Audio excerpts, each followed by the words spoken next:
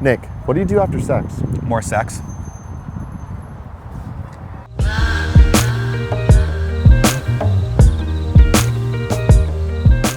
So Nick, Yeah. today's question comes from 27-year-old Joanna. Joanna says, I've been married for the past 4 years, and after many sexual escapades, I'm wondering what the protocol is for after-sex behavior. The movies make it look like smoking after sex is the way to go, but that's neither safe nor appetizing. We're both very lighthearted, so often a joke or a high five crops up not long after the fact. How do those of you who don't have sex with the same person every time make that moment less awkward?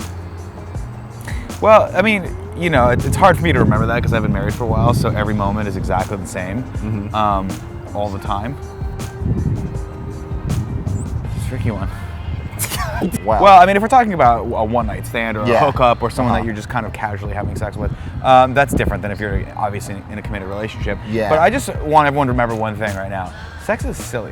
Granted, it's a very, very important thing in life, and if done incorrectly, it can be incredibly dangerous. But at the same time, it's supposed to be fun, right? And it's supposed to be enjoyable. And so don't put too much pressure on yourself to figure out kind of what your exit strategy is.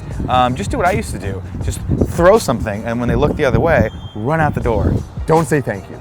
Never say thank you. That's weird. Can you do this? Can you just hold the hand up like this? Yeah. And go, respect?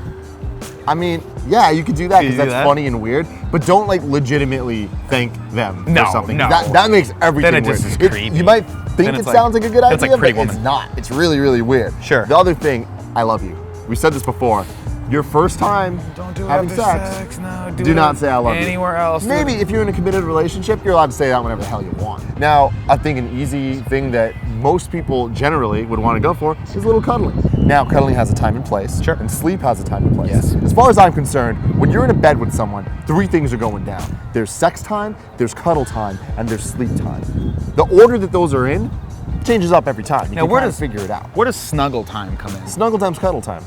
Okay. What's the difference between snuggle and cuddle? Well, I is there? feel like there is a huge difference between the snuggle and the cuddle. The snuggle, I think, is pre-sex. The That's snuggle the is Netflix and you chill time. snuggle up to someone, Yeah. and then you start making out with them. God, I think that it's a safe bet to go for the cuddle and feel that out and be very, very perceptive to how they take that. Because I'm going to say that it's an overwhelming majority of people want the cuddle. And then it's you just kind of feel out how long that goes or whatever. Then give them their space, and then you can go on with your life. Yeah, see, most people do. My wife doesn't want the cuddle afterward. But you know that, though. I do know that, and it took a while, but she used to not communicate that to me. What she would do is, she would do the thing a dog does when it burrows in between you and then wants more space, and it just spreads out. Yeah. All right. She would just push me to the other side of the bed until I roll off, and then she'd go to sleep. Classic Love and Sex Stuff. It's about communication, it's about honesty, it's about trust. Keep coming back here every Monday, 9 a.m. It's going to be a fun time. Go to kindoffunny.com/loveandsex. Fill out your questions, fill out your topics. We'll talk about all of them. It's going to be a good time. We'll see you next week.